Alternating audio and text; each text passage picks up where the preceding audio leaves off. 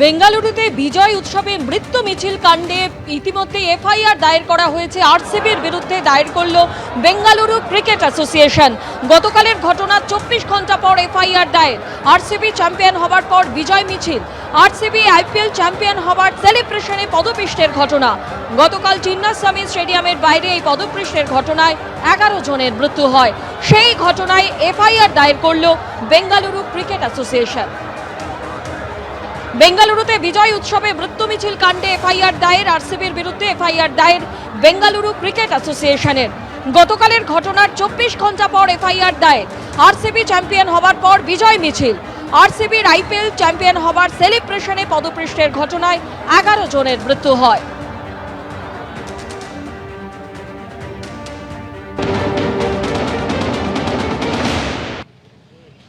बंगलुरु में बुधवार शाम को जो घटना हुई है उसकी एक तरह से शुरुआत कहां से हुई है यही बताने के लिए हम आपको लेकर के आए हैं यहां की विधानसभा, जिसको विधान सौदा कहा जाता है, वहां पर। ये वो विधान सौदा है जहां पर जो आरसीबी के खिलाड़ी थे, यानी कि रॉयल चैलेंजर्स बेंगलोर के वो खिलाड़ी जिन्होंने 18 साल बाद आईपीएल के खिताब पर कब्जा किया है, वो यहाँ पर पहुंचे थे। यानी कि उनका जो है एक तरह से जो विक्ट्री का सेलिब्रेशन था, जो उत्सव था, जीत का उत्सव था, वो जो है मनाया जा रहा था। उस दौरान यहाँ पर बड़ी संख्या में, हजारों हजार की संख्या में लोग मौजूद थे और लोगों की संख्या इतनी ज्यादा थी कि उनको काबू करना मुश्किल हो रहा था। ये देखिए, यहाँ की आपको तस्वीरें दिखाते हैं। You know Hindi? आप कल यहाँ थे? कल आप यहाँ थे जब ये हुआ था? आप तो यहाँ फोटो क्लिक करते हैं, क्या हुआ था?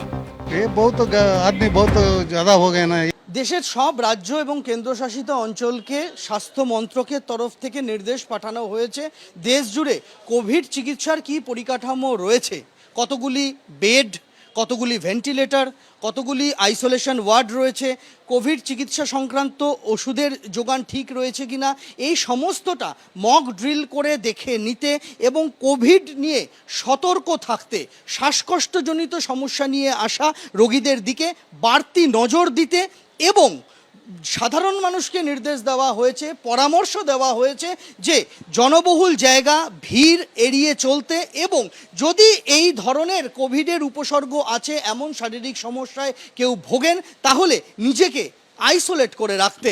আর এই নির্দেশ আসার পরই রাজ্যের সরকারি হাসপাতালগুলিতে তৎপরতা চোখে পড়ছে।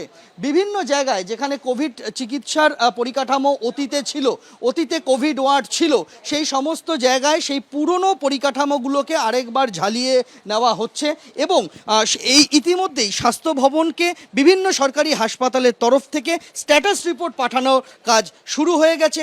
কোভিড যারা আসবেন উপসর্গ নিয়ে, তাদের যাতে পরীক্ষা নিরীক্ষা করা যায় দ্রুত, তার পরীক্ষা পরিকাঠামোও কিন্তু তৈরি করে ফেলা হচ্ছে। এমআর বাঙ্গুর হাসপাতাল, যেটা একসময় কোভিড হাসপাতাল ছিল, সেখানে আবারও কোভিড ওয়ার্ড তৈরি করে ফেলা হয়েছে যাতে এই সমস্যা নিয়ে আসা রোগীদের দ্রুত চিকিৎসা করা যায় এবং যে রোগীরা আসবেন তাদের দ্রুত যাতে র্যাপিড অ্যান্টিজেন টেস্টের মাধ্যমে জেনে নেওয়া যায় যে তিনি করোনা আক্রান্ত কিনা, সেই পরিকাঠামো কিন্তু প্রস্তুত করে ফেলা হয়েছে এবং স্বাস্থ্য ভবনকে ইতিমধ্যেই রিপোর্টও পৌঁছে দেওয়া হয়েছে হাসপাতালের তরফে, সেরকমটাই খবর। শ্যামল জানার সঙ্গে সন্দীপ সরকার, এবিপি আনন্দ, কলকাতা।